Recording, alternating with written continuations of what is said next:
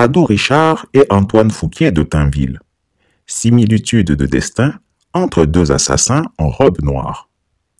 L'histoire a une fâcheuse tendance à se répéter dans une boucle infinie. Quel que soit le temps, quels que soient les âges, quels que soient les hommes, les choses passées, même les pires, ont tendance à se renouveler. Tous ceux qui ont étudié les connaissances millénaires et qui ont acquis la sagesse savent que rien de nouveau ne se crée sous le soleil. Ainsi, quand on observe la situation actuelle de la Côte d'Ivoire, l'on ne peut qu'avoir un triste sourire. On est en effet ahuri de voir à quel point les hommes ne tirent aucune leçon des choses passées et se condamnent par là même à les revivre inlassablement, y compris les tragédies les plus cruelles. Certains hommes, placés à des positions particulières, pensent qu'ils sont incontournables, qu'ils font l'histoire et en sont les acteurs clés. Mais bien souvent, ils se trompent lourdement. C'est le cas du procureur Ado Richard que Christiapi va s'atteler à vous expliquer.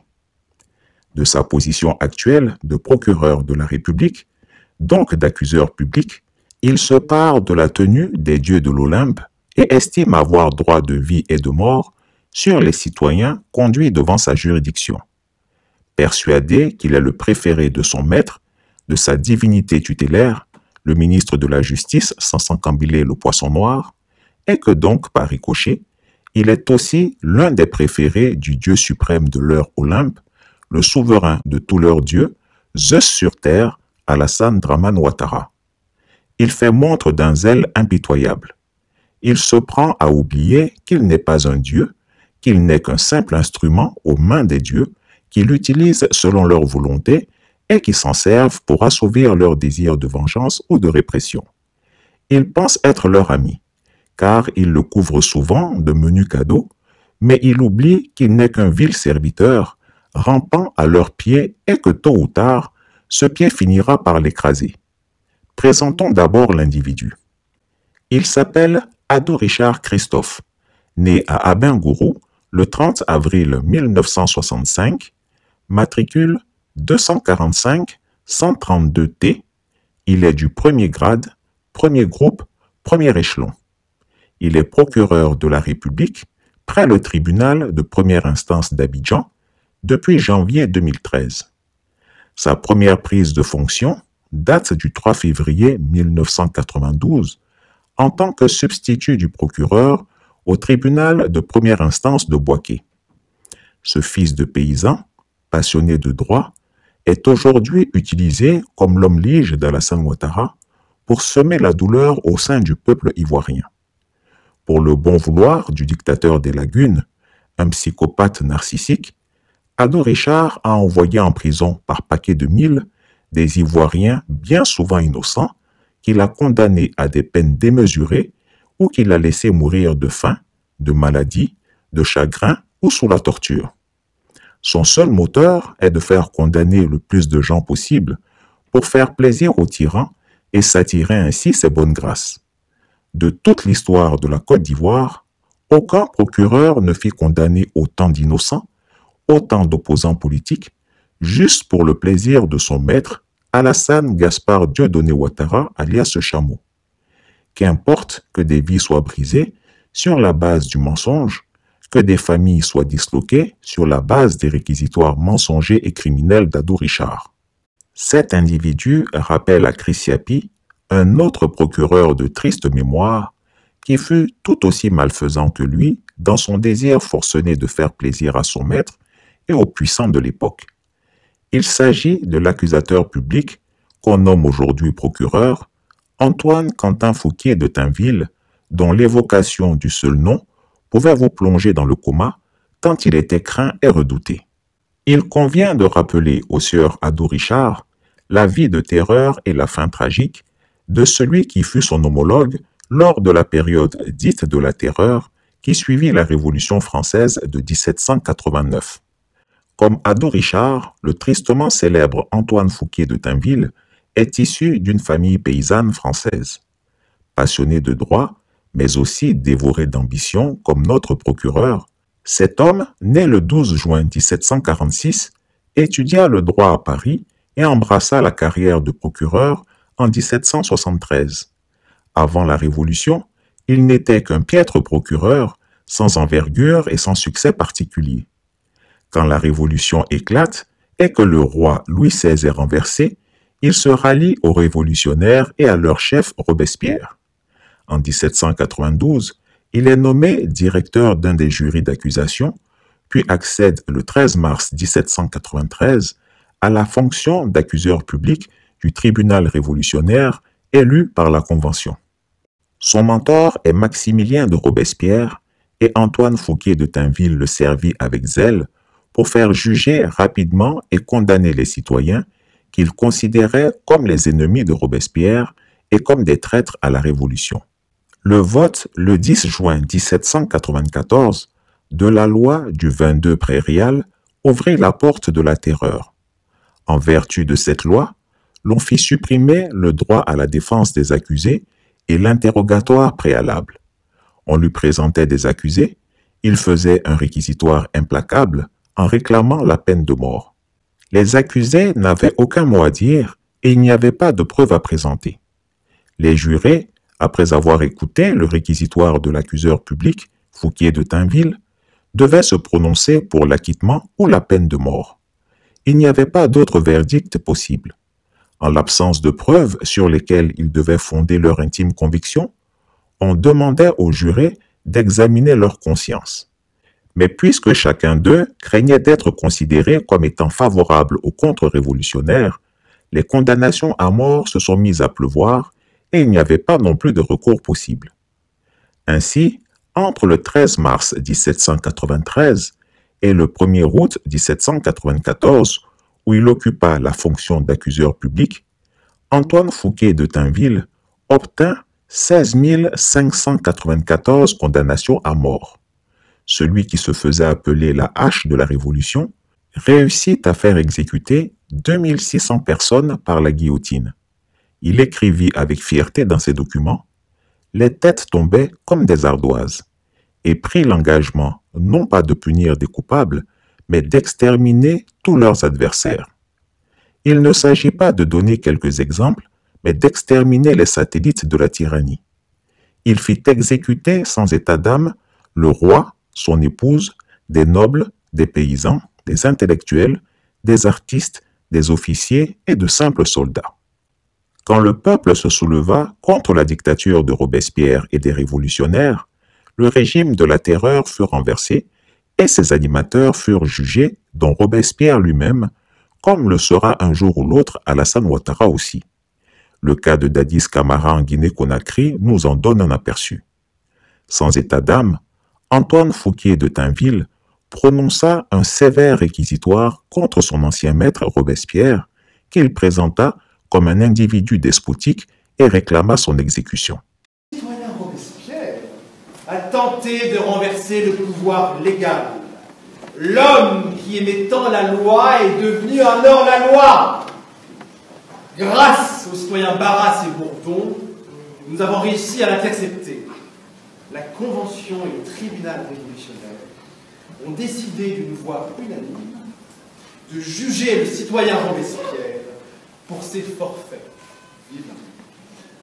Robespierre et les autres furent exécutés. Puis ce fut le tour de l'accusateur public d'être lui-même accusé. On lui reprocha son excès de zèle dans les condamnations, d'avoir fait périr sous la forme déguisée d'un jugement une foule innombrable de Français et d'avoir procédé à des règlements de compte personnels pour lui-même et pour son maître Robespierre sous le prétexte de rendre la justice. À son procès, où il a eu la chance d'avoir le droit de se défendre et de se justifier, contrairement à ses victimes, l'ancien procureur a nié être une créature de Robespierre. Il expliqua qu'il désapprouvait le durcissement de la terreur, qu'il en détestait les excès. Je ne pouvais me refuser aux exécutions sans m'exposer à être considéré et traité comme un contre-révolutionnaire, essaya-t-il de justifier. En somme, il expliqua qu'il faisait décapiter des innocents pour ne pas être considéré comme un tiède révolutionnaire. Citons entre autres morceaux choisis de sa défense, certains de ses propos restaient dans la mémoire de l'histoire. Ce n'est pas moi qui devrais être traduit ici, mais les chefs dont j'ai exécuté les ordres. Je n'ai agi qu'en vertu des lois portées par une convention investie de tous les pouvoirs. Par l'absence de ses membres, je me trouve le chef d'une conspiration que je n'ai jamais connue.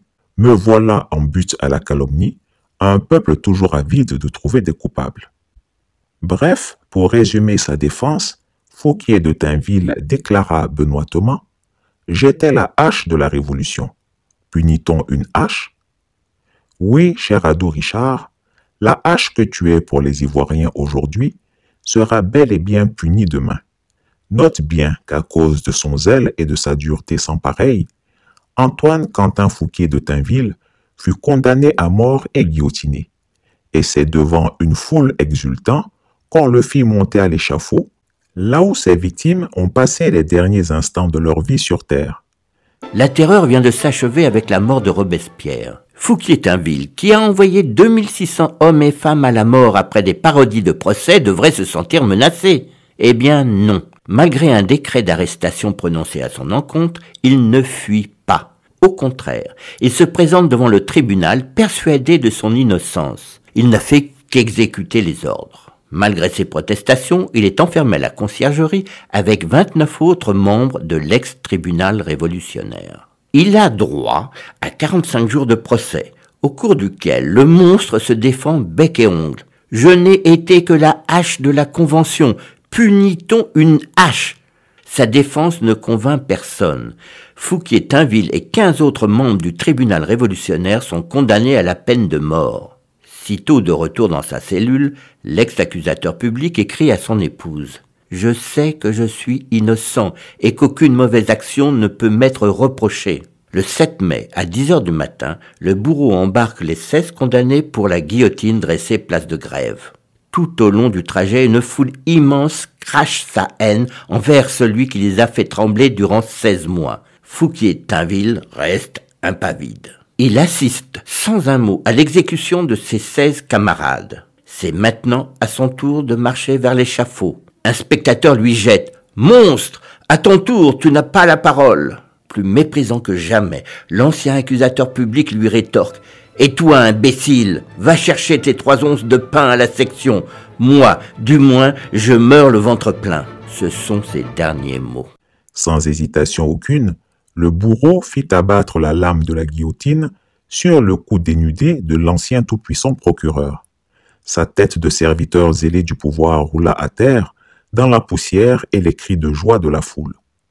Chris Yapi rappelle ce moment d'histoire pour que le procureur Adou Richard se mette dans la tête que l'histoire se répète toujours et qu'inévitablement elle va se répéter en Côte d'Ivoire. Le jour où il se retrouvera face à un tribunal, loin de ses maîtres d'aujourd'hui qui auront fui, il verra qu'il n'a aucune échappatoire, que son excès de zèle lui aura fermé toutes les portes du pardon et de la clémence populaire.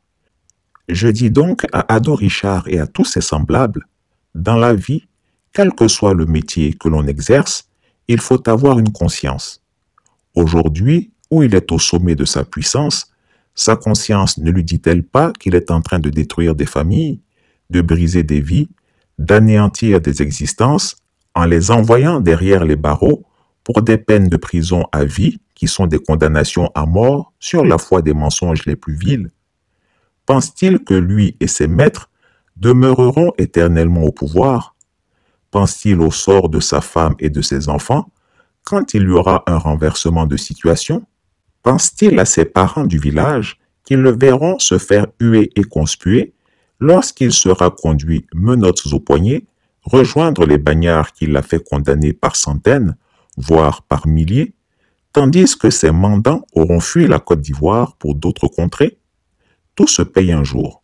Tout, absolument tout. Le procureur même là, il n'est plus procureur, il est procureur d'un seul cas. C'est quel pays ça là? Allez dire au procureur Adou Richard, allez lui dire, on va dire que un mort c'est un mort. On ne passe pas son temps à chercher les petits baoulés dans le village pendant que les gens sont ici avec